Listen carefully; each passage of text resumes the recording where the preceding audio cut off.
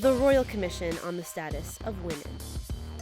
This landmark investigation into, well, the status of women in Canada dove into issues of law, employment, poverty, childcare, and equal access. Its mandate?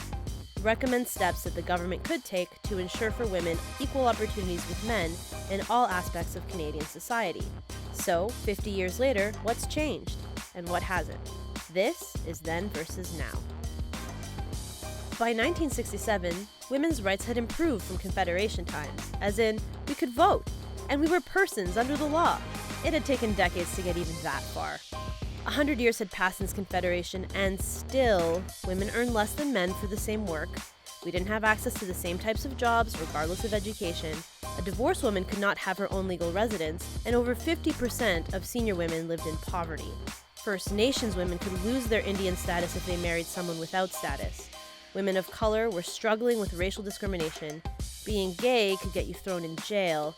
And a man couldn't be charged with various sexual offenses unless the victim had, and I'm quoting here, a previously chaste character.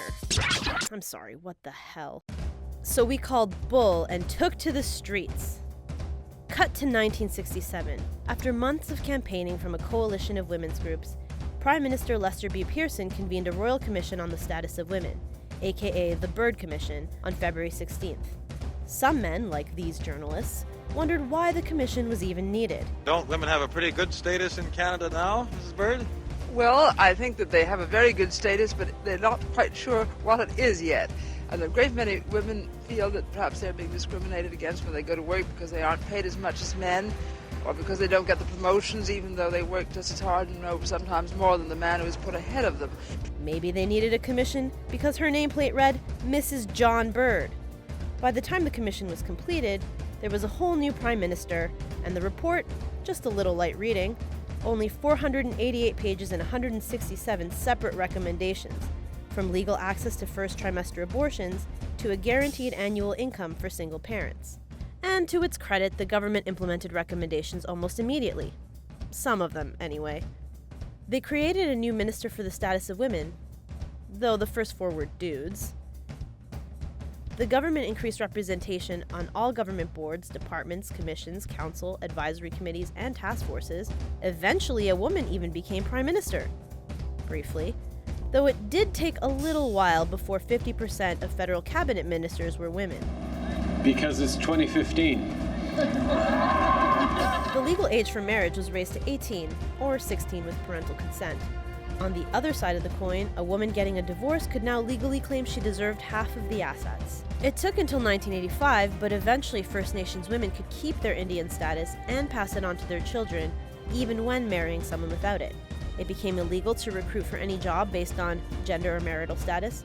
And of course, the whole previously chaste character garbage got dealt with right quick in 1983. What? It took 13 years? So, change was happening. It was just really slow. Even 10 years later, only 43 of the recommendations had been implemented. 71 hadn't been touched at all. And progress since then has been spotty. For example, the commission set out to address the wage gap between men and women, but it's still a major problem. It's disappointing to see that across the board women remain underpaid, their work remains undervalued, and overall they remain unequal with a large wage gap, despite the fact that women now have slightly higher education levels overall. Stay-at-home caregivers, let's face it, mostly mothers, still can't contribute to the Canada Pension Plan. There's still no national childcare policy, and senior women and single mothers are still more likely to live in poverty. And marginalized groups? The Commission never even discussed the challenges facing women of color. The idea that women arriving as refugees might have specific needs? Never addressed. And while the LGBTQ community has made legal gains over the past 50 years, the Commission had nothing to do with it. Then there's violence against women. The very idea that sexual assault could happen within a marriage didn't even become law until 1983. And yet, with all that, the report was still a major leap forward for women in Canada. As the lawyer Pamela Cross put it in 2000, many women found their first political voices through connections with the Commission, and many more found their lives enriched because of its work. And as Royal Commissions go, more of those recommendations have been implemented than those of any other Royal Commission that we've ever had in Canada, which isn't too bad. So, in that light, the Royal Commission on the Status of Women started a long overdue conversation. But as far as women in Canada have come, from all walks of life, there's still a lot to talk about. Previously Chaste character Maya.